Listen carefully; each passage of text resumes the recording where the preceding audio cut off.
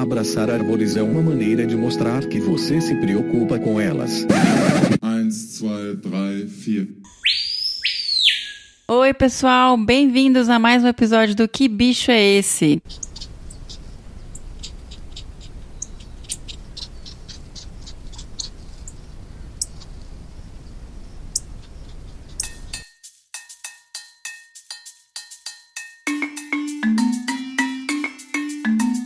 E o nosso bicho da rodada é o jaguarundi. E a gente não recebeu e-mails, ninguém adivinhou quem era. Também, na verdade, a gente colocou uma vocalização bem difícil, específica, de um filhotinho vocalizando. Foi um registro feito em armadilha fotográfica pelo Fernando. E então, para conversar um pouquinho mais sobre essa espécie com a gente, eu tenho aqui comigo o Fernando Lima. O Fernando, que é biólogo pela Universidade do Estado de Minas Gerais e especialista em manejo de espécies ameaçadas pela Universidade de Kent, no Reino Unido, e mestre em zoologia de vertebrados pela PUC Minas. Ele é pesquisador do IP, Instituto de Pesquisas Ecológicas, desde 2003, atuando em pesquisa e manejo de felinos e outros predadores em paisagens fragmentadas. Ele tem expertise em ecologia, organização e análise de dados e atualmente ele é doutorando em ecologia e biodiversidade pela Unesp de Rio Claro. Ele é também associado ao Laboratório de Ecologia Espacial e Conservação, o LEC. Bom, acho que vocês sabem de quem eu tô falando, né, gente? Então eu tô comigo aqui de frente para ele,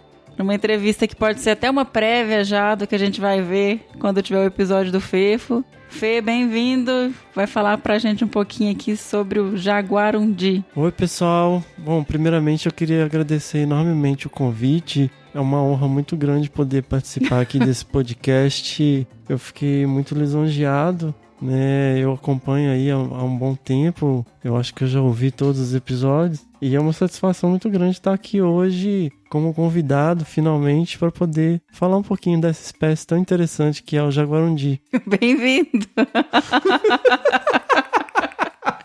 Ai, meu Deus! Bom, pessoal, como a Miriam falou, acho que no último episódio a gente falou isso, né? Eu nem esperava nenhuma resposta, porque, na verdade, até quem trabalha com a espécie ficou bem surpreendido, assim, com essa vocalização, porque foi uma coisa bem atípica. Eu coloquei os vídeos aí, né, nas redes sociais, no Instagram, tá no YouTube também, a gente coloca o link aí no post. E é um filhotinho, né, que passou fazendo esse barulhinho aí. Bem interessante, um comportamento bem diferente, assim. Foi bem legal fazer esse registro. E aproveitando, né, que quem é ouvinte aí e tá acompanhando os episódios sabe, recentemente eu e o agente Mulder da conservação, nosso amigo Rogério Cunha de Paula, um grande abraço aí, Rogério, a gente participou aí do Plano de Ação para os Pequenos Felinos. Então, como a gente já sabia que ia ter o plano de ação, a gente falou, vamos colocar uma vocalização do gatinho aí, né? Que bom, o Fê tava doido pra colocar essa vocalização. Eu não conhecia esse vídeo, Fê, muito legal. Mas, Fernando, quando eu comecei a procurar informação sobre o Herpailurus na internet e nos sites de pesquisa bibliográfica de artigos científicos, eu vi que a gente não tem praticamente nada sobre a espécie. O que a gente sabe, assim, sobre a ecologia básica do bicho, pelo menos? A gente tem essas informações, como reproduz, onde vive, algumas informações realmente mais básicas sobre a espécie? Isso é uma coisa que a gente até levantou, né, no episódio 30, que algumas espécies, elas são sempre deixadas em segundo plano. E o jaguarundi é uma dessas espécies. É uma espécie de felino, assim, de pequeno porte. Tem uma grande distribuição, na verdade, ocorre em todo o país, né, no Brasil inteiro. Ela, em termos de distribuição, ela só não é tão ampla igual a do puma, né, a da onça parda, mas não fica muito atrás. Então, vai desde o sul do Texas até ali, região central da Argentina, ocupa vários tipos de ambientes. E é isso que você falou, né? Assim como outras espécies não só de pequenos felinos, mas de predadores de pequeno porte, a gente sabe pouquíssima coisa. E uma coisa que vem à tona para quem trabalha aí com mamíferos, ou que já fez alguma lista de espécies, que já procurou saber alguma coisa da espécie, vai ficar confuso porque vai encontrar o gênero, né? Minha tia sabe, né? Gênero, espécie. Aquela coisinha em segundo, Reficofage, reino, filo, classe, ordem. Reino, filo, classe, ordem, família, gênero, espécie. Então, o gênero do jaguarundi, ele era Herpailurus, E teve uma proposta de mudança relativamente recente de mudar ele e juntar com o puma, que é o gênero da onça parda. Isso foi uma proposta feita lá em 2006, e aí teve um trabalho reforçando em 2008, inclusive com a participação aí de renomados pesquisadores brasileiros. Mas logo depois começaram a haver vários questionamentos, e usando análises diferentes, análises mais precisas, né? E aí não vou entrar nesses detalhes, e chegaram à conclusão que não, na verdade ele não está tão próximo e que ele deveria ser considerado o gênero original, que era Herpailurus, né? Então a gente considera, e é o que a IUCN considera, que a União Internacional para a Conservação da Natureza considera o Herpailurus jaguarundi, que é esse bichinho aí. Então não é puma, é Herpailurus, por enquanto. Ah, que bom que você esclareceu isso, porque eu tinha essa dúvida, inclusive, quando a gente falou da espécie no episódio, eu perguntei se não era puma. E aí o Fernando deu uma dica também, gente, quando ficar em dúvida qual é a espécie atual, dá uma olhada na lista da IUCN, que normalmente eles são bem atualizados, as informações estão bem atualizadas lá. Assim, eu uso como regra isso, sabe? O que o mundo aceita é o que está na IUCN. Então, é isso aí. O importante é você usar um critério só, né? Se você usa um critério que está numa lista para um grupo de espécies, depois usa critério que está em outra lista para outras espécies, aí fica tudo misturado. Então pega uma, segue aquela, beleza. E qual que é a consequência disso, né? Então, você tem implicações taxonômicas, mas também você tem uma confusão danada por conta de bancos de dados. Para mim, especialmente, trabalho com banco de dados. Você pega um dataset, né, um conjunto de dados, você tá lá puma. No outro conjunto de dados tá Herpailurus. Aí você tem que ficar lá, né, vendo como que tá, tem que ficar alterando, aí você puxa de novo, faz uma alteração. Uma dúvida, você entra na planilha gênero e espécies separados? As duas coisas. Tá, tô falando pra poder tentar diminuir isso. Eu ponho as duas coisas. Eu sou um profissional.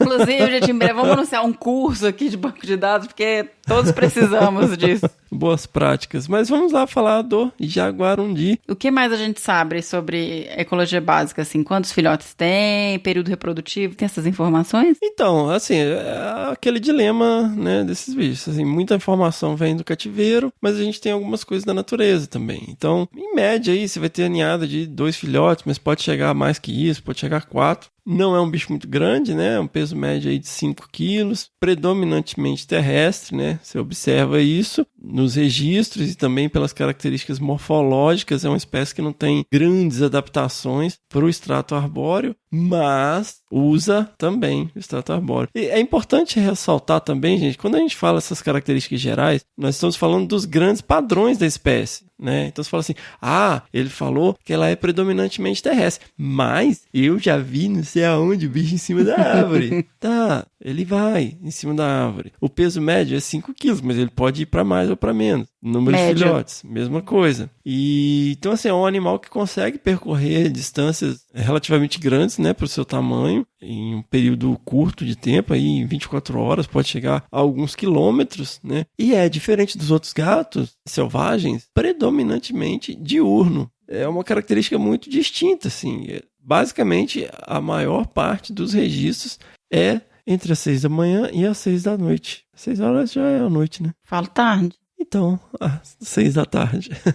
É bem legal isso, né? Você vê a curva de período de atividade dos gatos, dá uma diferença grande. Então, e isso é interessante, porque o que acontece? Bom, a maioria das pessoas costuma realizar suas atividades durante o dia. Tem gente que é mais noturna, mas enfim. E por isso ele acaba sendo a espécie de felino mais avistada. O que é paradoxal, porque na verdade estudos demonstram que eles ocorrem em baixa densidade, ou seja, o número de indivíduos por área é muito baixo. E por que é paradoxal? Porque isso gera essa falsa impressão de que o bicho é um bicho muito comum, que está para todo lado e tal. Mas ele é simplesmente mais facilmente avistado por essa característica de ser um animal predominantemente diurno. Aí vamos para os especialistas. Todo mundo é especialista, né, em felinos. Fica, mas eu tenho um registro meia-noite. Sim, é possível realizar registros nesses horários. Mas o grande padrão da espécie é esse. E, então, até aproveitando esse gancho com a questão de estudo de densidade populacional, Fernando, eu sei que isso é um dos principais temas que você vem estudando ao longo do tempo da sua experiência acadêmica. Uma das questões, não existem estudos específicos para a espécie, para amostragem, certo? Normalmente são as informações que a gente tem sobre o gato mourisco, também é uma sinônima, jaguarundi ou gato mourisco, são, na verdade, provenientes de dados aproveitados de estudos com outras espécies, que têm outros distanciamentos amostrais e outros objetivos. Isso pode estar influenciando, por exemplo? Bom, o que a Miriam está se referindo é o seguinte: quando você vai fazer um estudo, de preferência, é interessante que você tenha uma pergunta, porque sem pergunta não há resposta. Então, quando você vai para campo e coloca o seu equipamento, você está tentando responder uma pergunta ecológica. De outra forma, a gente usa muito armadilhas fotográficas, né, que são essas câmeras com sensores de movimento e ou calor que detectam as espécies. Então, a gente usa certos espaçamentos, ou seja, distâncias entre as armadilhas, para que a gente aplique métodos matemáticos, estatísticos, para estimar o tamanho populacional de uma determinada espécie. Por que isso varia tanto? Porque se você faz, por exemplo, a onça pintada, a onça ela é um animal que pode chegar a mais de 100 quilos, né? E frequentemente chega em algumas regiões. E ela consegue andar grandes distâncias, né? Então, para a onça pintada, você vai usar aí um distanciamento que pode ser aí em torno de 4 quilômetros, que é baseado no tamanho da área de vida dela. Para espécies menores, sei lá, para jaguatirica, você vai usar um distanciamento menor. Então, o que acontece? As armadilhas fotográficas não vão registrar apenas os animais que você está interessado, vai registrar tudo. E o que a Miriam quer dizer é isso, porque quando você amostra para onça pintada, ou para jaguatirica, ou para qualquer outra coisa, você vai pegar registros das outras espécies. Então, você pensa assim, olha, eu tenho tantos registros dessa espécie, por que eu não posso usar esses dados? Você pode? Pode. Hoje, nós temos uma capacidade de análise de dados que permite com que você corrija vários erros, enfim, mas acaba havendo um problema nessas estimativas por conta de delineamento amostral, ou seja, pensa naquele brinquedinho de criança, né? Onde você encaixa forminhas diferentes. Tem o quadradinho, a estrelinha, ou o negócio redondinho. Você está pegando o negócio redondinho e batendo ele na estrelinha até ele entrar lá dentro, né? Ou seja, você não está usando a ferramenta adequada. Você pode abrir uma lata de leite condensado com uma faca? Pode. Mas você vai detonar a ponta da faca. Você pode tirar um parafuso com uma faca? Pode. Mas é melhor você usar uma chave de fenda, né? Então, assim, quando você vai responder uma pergunta ecológica, o ideal é você fazer pensando, né, naquela espécie. Então, a gente tem esse problema aí, porque esses bichos sempre ficam com a rapa do tacho, né? O que a gente faz com esses dados aqui? Olha só, vamos ver se dá pra fazer alguma coisa. História natural é fundamental. Sim, claro. E a história natural do bicho? Que ninguém quer saber de método estatístico de estimar a densidade, né? Não, foi por isso que foi a primeira pergunta que eu te fiz. O que a gente sabe daí do basicão do bicho? É verdade. Então, galera, é uma espécie categorizada como vulnerável aí, né, na lista brasileira de espécies ameaçadas de extinção. Na IUCN ela é Least Concern, ou seja, a espécie que última das preocupações, né? Será que seria uma tradução literal aí? E uma coisa legal, gente, do jaguarundi é que ele tem uma grande variação, assim, na cor. Então, se você entrar lá no Google e digita lá jaguarundi, gato mourisco, se você quiser escrever o nome científico também, e ir lá no Google, nas imagens, você vai ver que tem uns bichos que são muito claros, assim, muito claros, bem clarinhos, uns bichos muito cinza, muito escuros e uns bichos, assim, que parece até que é quase vermelho. Você vê lá na Caatinga, tem um perfil muito legal lá, acho que é a Caatinga. Putz, perfil o quê? Perfil do Instagram. Eu achei que era um perfil de pelagem que você tava falando. Perfil de pelagem de jaguarundi. Eu falei, nossa, o Fê vai colocar uma cor tipo acaju. Um estudo demonstrou que, na verdade, você tem um padrão onde esses bichos mais claros, eles estão associados a ambientes abertos, por exemplo, a Caatinga, regiões, né, de cerrado, de savana, no Pampa. Você vai encontrar esses bichos mais claros, enquanto as formas mais escuras, elas estão mais associadas a ambientes florestais. Você pode encontrar indivíduos de todas as variações em todos os ambientes? Pode. Inclusive, na mesma ninhada, você pode ter bichos com padrões diferentes. Mas existe essa diferenciação, assim, bem interessante. Tem um trabalhinho aí, inclusive, com uma galera aí do Brasil que conseguiu demonstrar isso aí, bem interessante. Que legal, não sabia disso, não. E o gato morisco também tem a questão de predação em animal doméstico, né? Em galinha, etc. Normalmente, até vocês comentaram no último episódio, você e o Rogério, que muitas vezes ele não leva a fama porque é um bicho que é pouco conhecido. E como as pessoas normalmente não conseguem identificar quem é o predador, só acham o animal já comido, não percebem qual espécie é. Mas o gato morisco é uma dessas espécies que preda animais domésticos. Como você falou, ele acaba sendo muito atacado, mas ele entra no pacotão gato do mato, né? Principalmente aí por predar galinhas, marrecos, patos, esses animais domésticos aí, e o pessoal acaba soltando os cachorros e tal. Inclusive, se quiser ver cenas horríveis aí dos animais sendo literalmente estraçalhados por cães, tá cheio de vídeo no YouTube. Nossa, né? não. Gato do mato, tem vídeo ensinando a fazer armadilha e vídeo dos bichos, assim, um nível de crueldade inacreditável. Que assim. horror! E, assim, o bicho fica coado na árvore e tal, é um animal pequeno, né? Uhum. Então, um cachorro ou 2 cachorros acabam com o bicho, né? E é louco, porque, assim, é um animal que, assim como os outros gatos pequenos, a dieta deles é praticamente baseada em roedores. Então, eles têm um papel fundamental no controle de ratinhos, que é algo, para quem trabalha na zona rural, quem trabalha na agricultura, sabe a importância de você ter controle, né, de roedores, porque eles são predadores de grãos. E isso é um papel ecológico muito importante desses animais, inclusive na dispersão de doenças, né? Então, a grande base da dieta desses bichos é roedores, principalmente sigmontídeos, né? O que é um sigmontídeo, Miriam? Você que já trabalhou com esses bichos, né? É um ratinho. É um ratinho. É um tipo diferente de ratinho e tem vários tipos de ratinhos. Mas uma revisão da literatura também que eu achei um tempo atrás mostra que eles encontraram até 350 espécies diferentes, que vai desde invertebrados, insetos, artrópodes, até alguns mamíferos um pouquinho maiores, né? Passando por aves, répteis. Então, assim, é um animal com bastante plasticidade fenotípica, ele se adapta bem a diferentes ambientes, né? Ele consegue aí se alimentar de diversas presas, né? E o que faz com que ele consiga ter toda essa distribuição por diferentes biomas, diferentes ambientes. Apesar de não ocorrer em grandes densidades, como é bem comum para predadores. Se você, por acaso, for ver um felino selvagem, muito provavelmente vai ser um gato morisco, né? Atravessando a estrada, numa trilha e tal, porque é a espécie mais provável de você ver durante o dia, né? Bom, Fernanda, agora para encerrar então o nosso episódio do Que Bicho é Esse, do gato morisco, eu queria saber, já que você participou do plano de ação recentemente dos gatos pequenos, se vocês saíram de lá com alguma diretriz, algum plano, alguma proposta específica para o gato morisco, alguma meta para se gerar mais informações e ter mais dados sobre essa espécie? Eu não lembro exatamente quais foram as ações, atividades, porque a gente está compilando o documento final, né? A gente está aguardando aí esse documento final para validação, mas como foi o PAM para os pequenos felinos, então, assim, várias das ações, elas acabam abrangendo mais de uma espécie. De maneira geral, não só para o gato morisco, a gente sente sempre essa grande necessidade de compilar as informações já existentes. Então, existe previsto um grande esforço de sistematização de dados já disponíveis, porque a gente tem que encarar um pouco a realidade da dificuldade de se coletar novos dados, né? Porque não adianta a gente também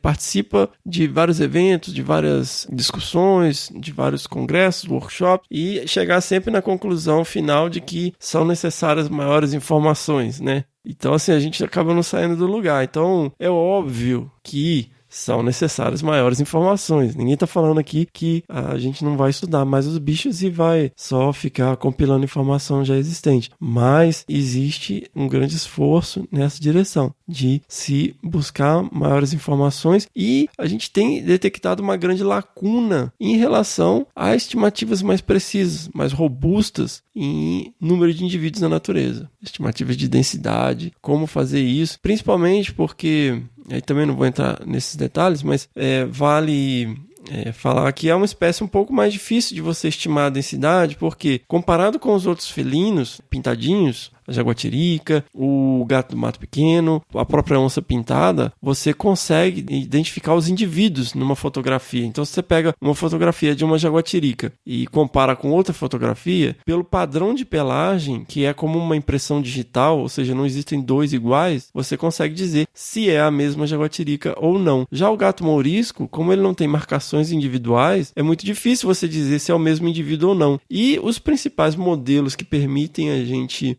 fazer essa estimativa populacional, eles são os mais robustos, são aqueles onde você consegue dizer se é o mesmo bicho ou não. Então isso é uma coisa que dificulta ainda mais a gente ter essas informações populacionais do gato mourisco. Então isso é uma informação muito importante, que é uma das prioridades. E uma coisa que a gente discutiu bastante também, que se aplica a algumas espécies e que saiu uma campanha agora, é essa coisa, gente, de a gente vê nos jornais, vê nas notícias e acha lindo, tipo assim, fulano achou um filhotinho no canavial, ou achou um filhotinho no meio do eucaliptal, achou um filhotinho, aí pega o bicho, tira de lá e leva, entrega em algum lugar, num veterinário, leva para um CETAS, para a polícia ambiental, e na verdade, tipo assim, o bicho não foi abandonado pela mãe, não foi abandonado, ele está sozinho, é diferente de estar abandonado. O que acontece? Eu até vi numa matéria recente aí, num portal de respeito, falando, fulano achou um filhote de onça pintada e levou porque a onça pintada raramente deixa os filhotes sozinhos. Cara, ela deixa muito sozinho. Por quê? Porque ela tá amamentando. Ela precisa comer. Ela precisa comer para produzir leite. Então, o que acontece? Tem um estudo que eu gosto muito, né,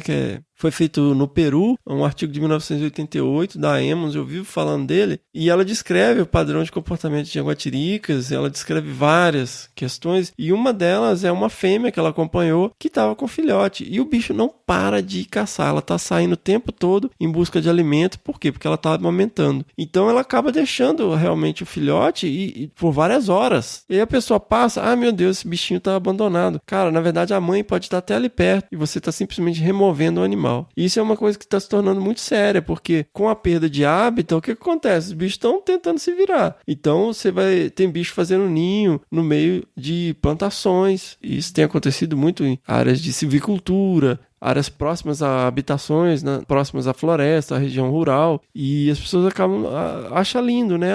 Na melhor das intenções, mas está, na verdade, retirando o animal ali. E a questão também de estratégias em relação à questão do conflito, né? Sim, não peguem os filhotinhos. Não peguem os filhotinhos. Você viu um filhote lá? Cara, no máximo tira uma foto e sai fora. Sai fora. Deixa ele lá. Ele não tá abandonado. O único jeito de você saber se ele tá abandonado é se você matar a mãe, né? Fora isso, não tem como você saber. Ou se alguém falar, olha, eu fui lá e matei esse bicho no ninho e lá no ninho tá os filhotes. Porque todo mundo fala assim, a mãe foi morta. Baseado em quê? Não, ele tá sozinho ali, porque ou ela foi caçar, e o que acontece também, muitas vezes, o bicho, eles mudam o ninho de lugar, né? Isso é uma coisa muito comum, até quem tem gato doméstico aí, provavelmente já viu, assim, se você fica mexendo muito nos filhotes, ela vai lá e leva eles para outro lugar. E ela não leva todos de uma vez, né? Então, ela consegue carregar ela só um tá no por vez, translado lá, ela levou um, quando ela volta para buscar o outro, o imbecil foi lá e tirou o bicho de lá. Não, gente, não mexe, não deixa o bichinho quieto. Enfim. Obrigada, Fernando, por trazer informações pra gente sobre essa espécie que ainda é tão pouco estudada. Valeu demais. Bora lá, pessoal. Até o próximo Que Bicho é Esse? Eu que agradeço pela oportunidade de participar aqui, como eu falei. Eu acho muito legal essa iniciativa desse podcast e já ouvi realmente todos os episódios e muito obrigado, estou à disposição, se quiserem aqui que eu venha falar sobre outras coisas também. Hashtag episódio do Fefo. Hashtag whatever. Obrigado, pessoal. Beijo. Mais um produto com a edição do Senhor A.